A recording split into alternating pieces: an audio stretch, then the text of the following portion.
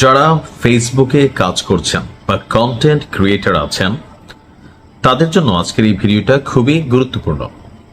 একটা বড় ধরনের দুঃসংবাদ আছে। আসলে ফেসবুক প্রতিনিয়ত দুঃসংবাদই দেয়।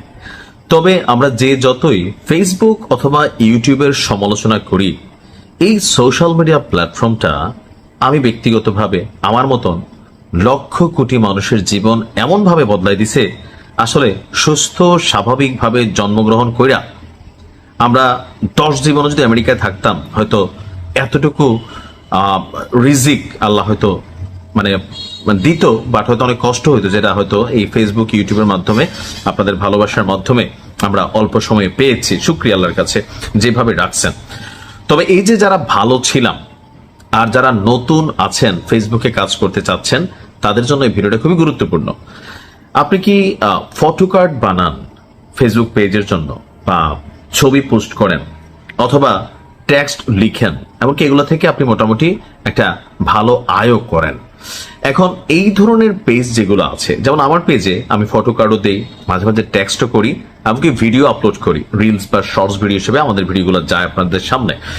ভিডিও সবাই সর্বোচ্চ শেয়ার করবেন, কারণ আমরা ফেসবুক কমিউনিটি একটা ভাই ভাই, এই তথ্যগুলো সবার জানার অধিকার আছে, একটু শেয়ার করে দিবেন। এখন যেই সকল কন্টেন্ট ক্রিয়েটার, মানে আমি নিজেও একজন, যারা আসলে আমরা ফটো কার্ড এবং ছবি ভিত্তিক কন্টেন্ট প্রতিনিয়ত প্রচার করে থাকি, আপনারাও দেখেন গুরুত্বপূর্ণ নিউজগুলো বা বিনোদনের বিভিন্ন বিষয়গুলোকে, তো তাদের জন্য ফেসবুক একটা নতুন পলিসি তৈরি করছে। হুট করে দেখছেন যে গেল কয়েকদিনের মধ্যে ফটো কার্ডের যে রিচ এটা কমে গেছে, আমার পেজও কমে গেছে। আগে একটা ছবি দিলে যেখানে লক্ষ লক্ষ মানুষের কাছে যাইতো, এখন সেটা যাচ্ছে না। প্রথমত হচ্ছে এইটা, অর্থাৎ অ্যালগোরিদমে আপনার রিচের বিষয়টাতে ফেসবুক ফটো কার্ড এবং ইমেজে, বা যেটা ইমেজ আছে ইমেজের পোস্ট, সেইটার রিচ আপনার কমাই দিছে। এখন বর্তমান পরিস্থিতিতে ফেসবুকের অ্যালগোরিদম এবং বিজ্ঞাপনের নতুন একটা বন্টন ব্যবস্থা তৈরি করা হয়েছে।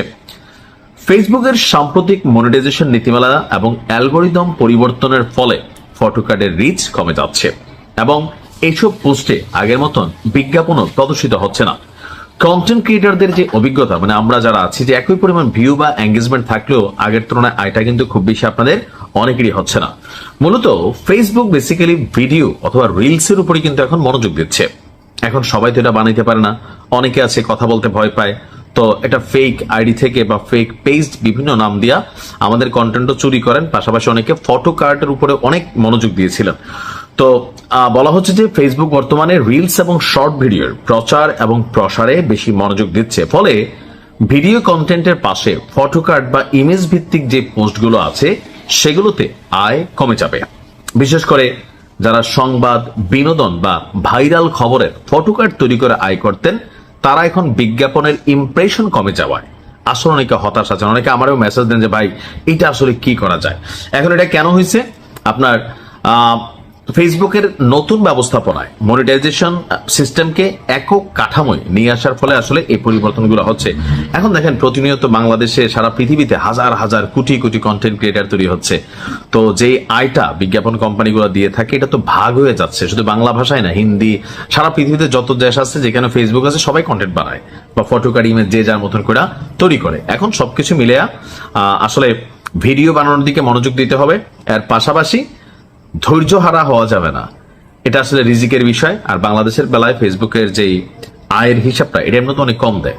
তারপরেও দিন শেষে যতটুকু কিসমত আছে আমরা ততটুকুই পাবো। তবে বিকল্প সবাইকে চিন্তা করতে হবে। ভালো থাকুন।